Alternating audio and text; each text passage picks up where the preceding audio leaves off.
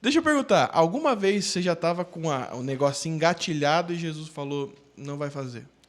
Então, eu já tive... Jesus falou não fazer, eu fiz e eu dancei. Ah, você fez. E não teve É jeito. um exemplo melhor ainda. É, esse. melhor... Que Não na teve jeito. pele. Não E faz. deu ruim mesmo. Deu ruim, cara. Deu ruim. Jesus falou assim, ó, não A vai, proposta era não muito faz. boa, né? Fala, não, mas eu quero. Aí sabe quando você quer aquela briga, você diz, então vai. Então já que você quer, vai, cara. Uhum. E não deu certo, cara. Tentador, né? Perdeu uns 10 mil reais aí, com Perdeu, certeza. cara. Perdeu Da uns Lila, R$10. Então, a gente, limitado. como é importante a gente... o que a gente tava falando antes, como é importante ouvir, cara. E Deus fala, né, cara? Fala. E falou não, e eu fui, cara. E... Foi a primeira e última? Primeira e última, depois eu aprendi que nunca Não, mais. nunca A hora que você aprende também, né? Não, a gente fez isso, mas foram 2 vezes, né? 2 moedas que falar pra você. Para, Vona. Para, Vona. Tá gravando. Foi a primeira. Para, Vona. Mas é importante ter esse direcionamento. Sim, mas cara. tem uma regra, né? Depois da segunda sempre vem a vitória. Amém. Graças a Deus. Amém. Amém. Você não pode fazer a mesma besteira 3 vezes. Que Ele que falou. depois de 3 vezes, né? Que depois de 3 vezes vira rotina. Então você não vai pra terceira. Ah, cara. mas tudo é experiência, né? A não gente vai pra brinca assim terceira. com esse tipo de tombo, Não, mas é uma grande experiência. Por exemplo, hoje, assim, uma coisa que, por exemplo, eu sinto falta na internet, assim, pessoas que ensinam o que você faz para quando vai dar errado. Tudo é maravilha, né? No pós, você É fala. verdade, no pós. é verdade. Ninguém fala, né? Como eu desmancho uma sociedade? Ninguém fala sobre isso. Interessante, Boa. não tem ninguém falando Ninguém sobre. fala sobre isso. Verdade, precisa saber como é. São Eu só saio andando. Se insistir muito, eu saio andando. E nem assino. Vai continuar me pagando. O problema Deixa eu é te falar, seu. quando tem 3 sócios, a gente só quer tirar um. Rapaz, Porque Na esses prática. assuntos difíceis não tem, cara. Isso é uma das Verdade. coisas que a gente conversa lá. Como Verdade. demitir? Demitir não é fácil. Demitir é super difícil, cara. Outro dia a gente estava numa outra não é. operação que eu estava olhando que tive que demitir muita gente. Não é, cara. É. e pior ainda porque é uma necessidade, não é nem um mau desempenho. Que o mau desempenho você tem um porquê Você tem um ainda. motivo. Isso que eu ia A falar. pessoa sabe, É. provavelmente você como A pessoa cristão, já sabe, dá talvez mais você uma dá um chance, toque, dá um toque e outro. Ah, não vai ter como mesmo. Agora quando é uma corte, necessidade... E eu lembro quando eu era mais jovem, uma vez eu estava começando andando numa operação, e ainda era operação brasileira, ainda bem no comecinho de carreira. E aí meu chefe falou assim para mim, pô, eu tinha 22 anos, cara. Eu tinha uma equipe de 10, eu já cuidava de uma equipe de 10. Escolhe 5 e manda embora. Cara, Nossa, meu estômago metade. embrulhou, eu não sabia o que fazer. Sem pestanejar. Tchau, escolhe 5 e manda embora, que a gente está reformulando. Cara, o que você faz, cara? Como que você escolhe? Aí você Como tem que pai foi? de família... Qual foi teu critério? Então, para mim foi mais ou menos isso, né? Eu era jovem, tinha muitos funcionários jovens, mas eu tinha, por exemplo, 2 mães solteiras. Elas ficam. Né? Tinha um cara que era amigo meu. Até porque não é por desempenho. O cara que era amigo meu foi o que eu falei, cara, você vai dançar. Eu avisei antes, porque você era amigo, eu não tinha medo de mandar embora. Eu falei, cara, você é brother, deixa eu te explicar o que tá acontecendo. E você vai. Não era tão vai amigo sair. assim, na verdade. Não, mas é que eu sabia que era alguém que ia conseguir se virar, né, cara? Alguém que ia conseguir. Rapidamente ele ia conseguir Ele ia um outro conseguir alguma posto. coisa. Mas você fica pensando muito mais na pessoa. Eu tô me sentindo, a coisa mais próxima que eu já vivi foi o dia que eu estava em frente à igreja. Eu tinha uns 12, 13 anos. Passou um cara, um bandido, falou assim: "Aí, irmão, a gente vai roubar uma moto. De quem que a gente pega?" Você fez assim. Eu escolhi do diácono mais chato. Escolhe a dele.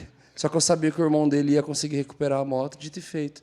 Tá vendo? depois. Que terrível o meu Brunão. empreendedorismo. Seu empreendedorismo. Perto Caramba, do seu. Parabéns, hein? Decisões difíceis, cara. Eu sei como é. Tá Rouba a vendo? moto dele, ó.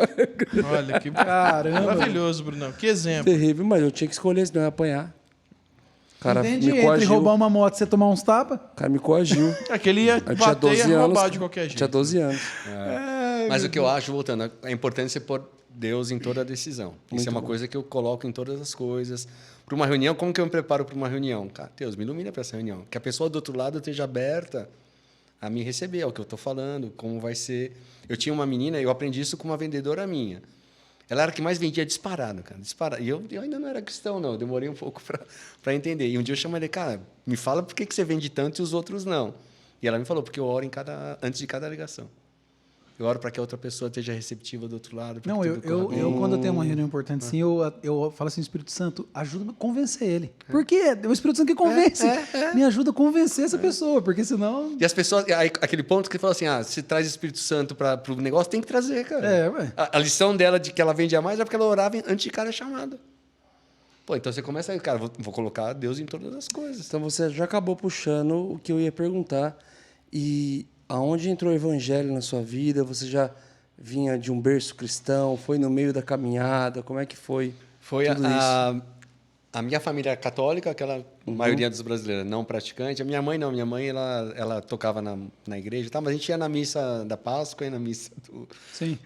mas a minha esposa não, minha esposa era evangélica. E aí uma vez os meus filhos foram convidados, quando eles eram pequenos, eu tenho 3 filhos, né? Eles foram convidados para uma dessas células de Natal, sabe? Apresentação de Natal e tal. E aí eles foram, acharam demais, gostaram e tal, pediram para voltar.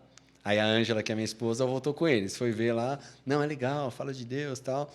Aí continuaram indo por uns 3 meses. E eu, nada, não saía de casa. Aí um dia eu falei para minha mãe, como minha mãe era da igreja católica, eu não sabia o que era evangélica nem católica, para mim era Igreja, só igreja.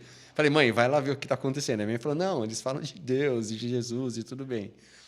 Mas eu não ia. E um dia a Ângela falou para mim, e aí como é legal quando a esposa conhece o marido, né? A Ângela falou assim para mim, o dono da casa onde tem essa reunião é um grande empresário de multinacional, blá, blá, blá. Eu falei, pô, vou lá.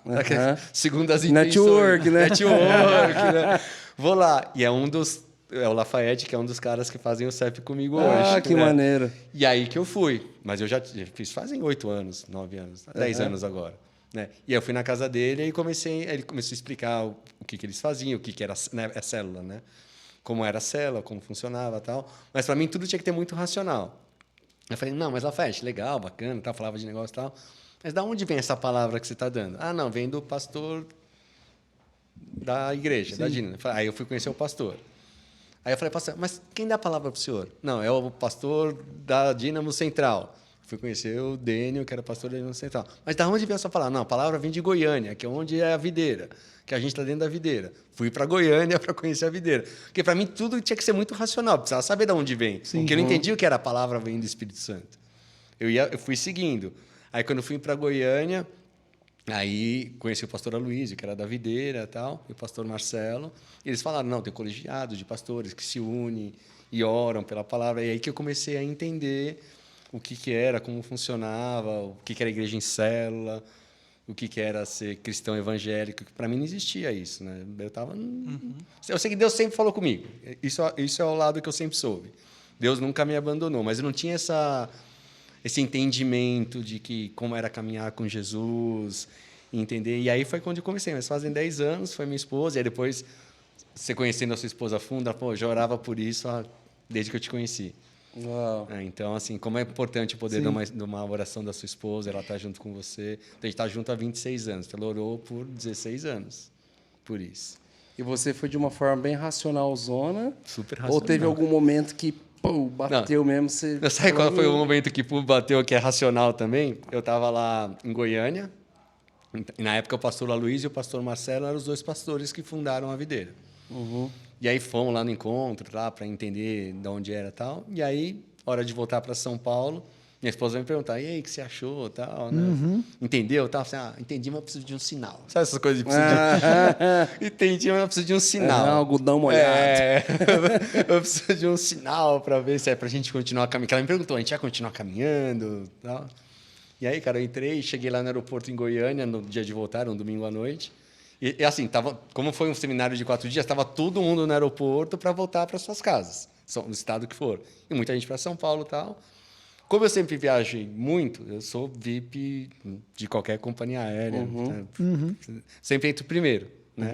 Então, eu e minha esposa, a gente entrou e sentamos lá, cadeira 2, 3, aquela fileirinha de 3, ficou eu e minha esposa e uma vaga sobrando. E aí começou a entrar gente no avião, entra o pastor Marcelo, todo mundo pedindo autógrafo, assina o livro, assina não sei o que lá, ele sentou do meu lado. Era 2 horas de aconselhamento ali. De evangelismo. 2 horas. Aí já só me cutucou assim, você queria um sinal? Tá aí, ó, fica conversando aí 2 horas. E o cara super gente boa. Ficamos conversando o voo inteiro. Eu ia para Miami no dia seguinte, ele também ia para Miami, a gente foi na videira de Miami. Aí eu falei, Deus mandou, né? Você queria um sinal, tá aí, né? E aí foi onde aí eu entrei de cabeça mesmo. Aí eu entendi o que é Deus falar com você em todas as coisas. Aí a gente começou a participar, criar o CEP, a gente é dizimista fiel.